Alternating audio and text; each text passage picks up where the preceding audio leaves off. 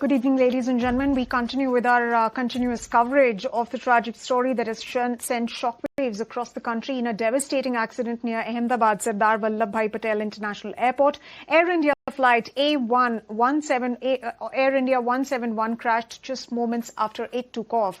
The Boeing 787 Dreamliner, which was on its way to London with 242 people on board, it went down in the Menghani Nagar area, striking a residential complex for doctors, and that triggered massive explosions. Authorities have confirmed that one survivor has survived the crash miraculously, and the person is now currently receiving treatment. So far, 204 bodies have been recovered from the crash site. This is a number that could rise. In response, DNA testing facilities are being set up at the hospital to assist in identifying the victims. The Tata Group has also announced compensation for victims. That is a package of 1 crore for the families of those who've lost their lives.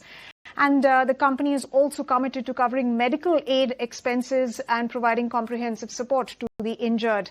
Meanwhile, Air India has also arranged 2 special relief flights from Delhi to Mumbai to Ahmedabad to assist families and passengers and the crew. The United States National Transportation Safety Board is also dispatching a team of experts to India to support the Aircraft Accident Investigation Bureau in probing the cause of this tragic incident. Our thoughts are with the families that are affected by this unimaginable loss of life, and of course to decode what really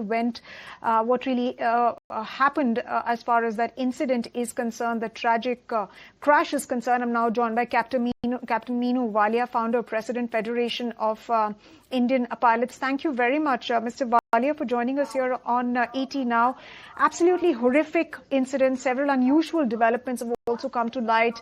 Number one, that the aircraft crashed immediately minutes after it took off. The Mayday call was also given to as well. But what, in your understanding and observation, what really led to that crash and what led to the loss of lift? No one can say as of now as to what caused the crash. Let us not speculate too much details. But what could have happened also, we can try and analyze from the visuals that you have shown earlier. First of all, the time factor that the pilot had from the experiencing the emergency and the crash itself, it was not even something like 20 seconds.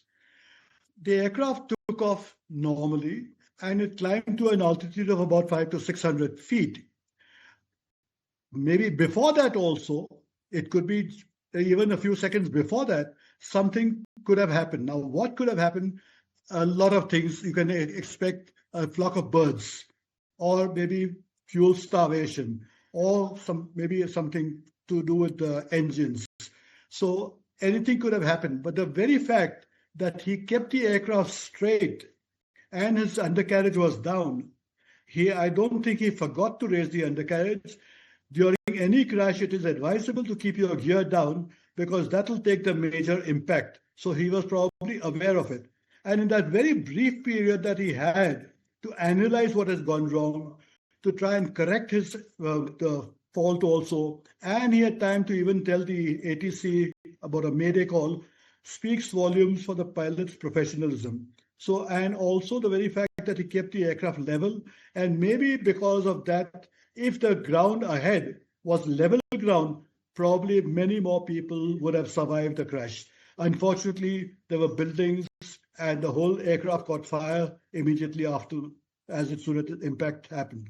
So unfortunately, I was told one person has survived. I'm not too sure about that.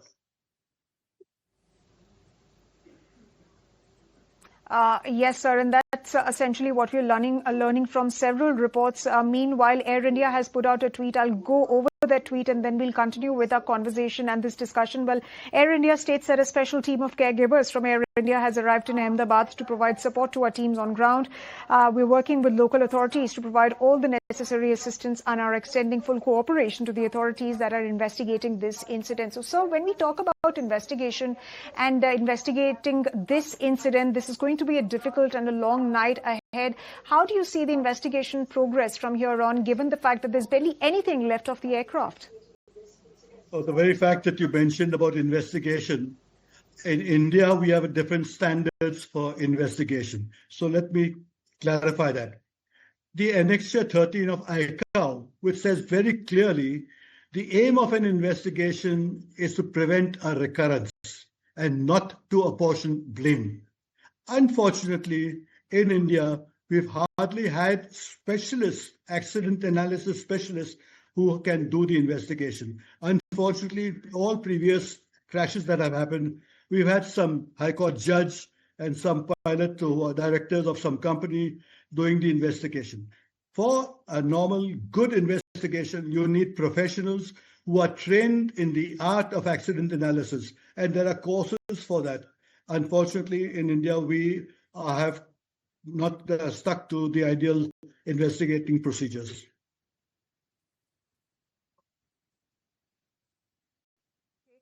So, sir, when you talk about the fact that we're not really sticking to the ideal investigation procedures, what is the usual process for investigating such crashes in India? And in your opinion, how transparent has that process been to the public? Okay, I'll tell you what happens abroad. And first of all, let me give you some statistics which will help you analyze why this is happening. See, the world accident record is 1.5 hull losses per million departures, and that is all over the world. The countries that have good safety records, Europe, Japan, Australia, America, have an accident record of 0.5 to 0.6 hull losses. Let's not talk of India's record because I don't want to frighten you right now. So therefore, in most of these countries, you have people who are trained in accident analysis, and you must have seen these programs on TV which show you accident analysis. They're all professionals trained in the art of accident analysis. Unfortunately, in India, we do not follow these procedures. We need a lot of improvement in our safety standards in India. Safety record and standards, which will come by education, more by education. We don't have any education institutes for this purpose at all in India. Right, sir. So when you say that, the accident record that's present in Europe and the United States is just 0.5 to 0.6%. And of course, what lessons can, Indian authorities learn from the investigating procedure and the investigating process that's carried out in these countries? First of all, I'll say if they are willing to learn, because we have been trying for the last 50 years to inform the government, explain to the government that you need a lot of improvements in aviation safety standards. We need experts in this field of aviation record. We need an independent safety board, which comprises essentially of these people who are trained. So we are psychiatrists, doctors, engineers in the safety board. Unfortunately, we have not stuck to this better procedure of finalizing. Also, one more issue is incidents that are happening in India. All over the world, there are incidents which do not result in any losses. For example, no loss of life, no loss to the aircraft also. Maybe something small like a dog on the runway, or some minor things which do not result in any problem. Now, these incidents need to be investigated. All over the world, there's a lot of emphasis on investigating incidents. And when you do that, you will avoid accidents from happening. To give you an example, in India, we've had many incidents. For example, small things like just markings on the runway under taxi tracks. When this was brought to the airport authorities under notice, they took it very lightly and hardly did anything, just corrected the temporary fault for the time being. However, in Australia, you had a similar incident which didn't result in any crash or any accident. The airport authority chairman was removed, and because the system was not correctly in place. So we need to go very seriously on investigating incidents more than the accidents also. Absolutely. So incidents need to be investigated, and perhaps the best practices that are followed across the world, specifically with respect to the geographies that you've mentioned. Well, India can take a lesson or two from some of those geographies and the standards that are followed in those countries. But sir, when you talk about accountability, let's also talk about the DGCA as well, on the fact that, it's been doing security audits to keep aircrafts airworthy. But is the agency doing enough, and what more could be done by the authority? The answer is certainly not. Let me give you, see if the DGCA has improved over a period of time. So let me give you a little bit of solace from that point of view. But a few years back, maybe about 35 years back, in the whole office of the DGCA, there was not a single aviator, not one aviator in the whole office of the DGCA. And therefore, I started this organization called the Federation of Indian Pilots to improve safety and standards in India. Thereafter, things have improved slightly, yes. But also, let me tell you that since we did not have at that time specialists in accident analysis, I prevailed on the world authorities, the United Nations, at ICAO. ICAO had sent a team of specialists to train Indian aviators in accident analysis. And I informed the DGCA and requested that he allowed our pilots to attend these courses. Can you imagine what the DGCA did? That did not allow a single pilot, not one pilot, to attend the accident analysis course. And that is why we are in this state of affairs with safety standards in India. Absolutely, and that needs to be spruced up, and stringent procedures need to be put in place. When you talk about DGCA's directions to ensure compliance, well, we're given to understand from several reports that have come in. A week ago, it directed Turkish Airlines to ensure compliance with safety regulators, and then before that, it also directed Akasa Air. There was a warning that was issued over handling of dangerous goods, and internal audits were ordered. So, of course, pressure has been building up on DGCA as well to perhaps become more proactive and to revise its procedures, but much more needs to be done. But let's also look at the role of Boeing, sir, because a report stated that the Federal Aviation Administration last year stated that it was investigating claims that were made by a Boeing engineer about slip-ups that happened in the maintenance of Boeing aircraft. So why were those red flags buried? Was that done deliberately? And is Boeing, in your opinion, preferring and prioritizing profits over the safety of consumers and flyers? Most companies, I would say any company, would focus on profitability and money. However, the record of both Boeing and Airbus has been impeccable. It's been really good. I have visited and met their production test pilots also. In fact, they've come to India for various lectures also. And I find them extremely professional. So I don't think they will compromise on safety issues at all, to start with. Secondly, there could be some slip-ups which need to be investigated. And the main important point, when you do the investigation, as long as you're prepared to correct for it, it is fine. But after investigation and you don't correct for it, what's the point? I must ask you a simple question. Let me tell you, there have been multiple crashes in India. In any one of these crashes, has the DGCA or the airport authority found to be responsible or to be blamed? No. And just for your information, I'll tell you also, if you remember the major crash that took place, one of the worst ones, that was the mid-air collision at Chakri with Kazakhstan and Saudi aircraft, mid-air collision. We had forecasted that crash in writing. We had informed the government. In writing, we had informed the DGCA. Nothing happened. The crash took place.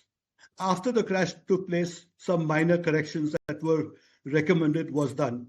First of all, why couldn't DGCA forecast this by themselves or the airport authority? We had to tell them. And even after telling them, they didn't do anything. And the crash happened.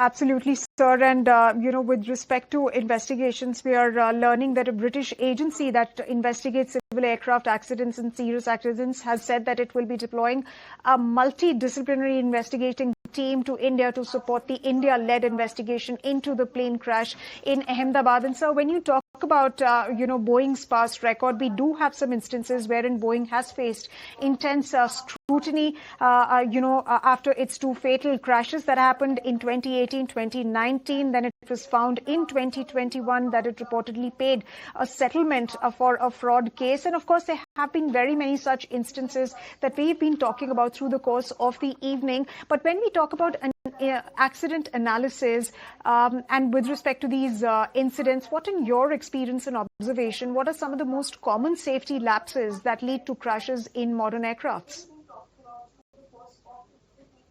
It's not just the aircraft.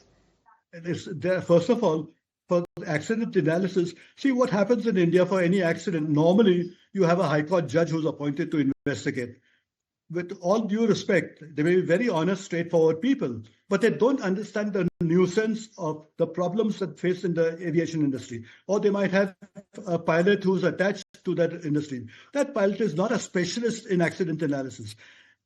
All over the world where people do accident investigation, they are qualified people who are trained only in accident investigation. In India, we have an agency called DPAS. I'm sure most of you people haven't even heard of it. It's under DRNDO. I was appointed to that by the government of India for many years. The chairman of that organization was Dr. Abdul Kalam. They did something similar of understanding why human beings behave in certain ways, why it takes time for certain issues and why the accidents happen. But beyond the small investigations that they do in India, there is no agency that even has an institute to train and train pilots or even any other aviators, engineers, or even the ground staff on accident analysis. Right, sir. So essentially what you're suggesting, and the gist of this conversation, is that accident analysis has to be made that much more robust. There have to be reforms that have to be carried out with respect to DGCA and how it really inspects incidents. And of course, accountability needs to be placed. The buck should definitely stop with these authorities, because even though we do understand that travel is booming, tourism is booming, international travel is booming, and hence we cannot really afford to have people losing their lives in accidents like this one. Thank you very much on that note, sir, for sharing your analysis and your thoughts with us here on ET Now.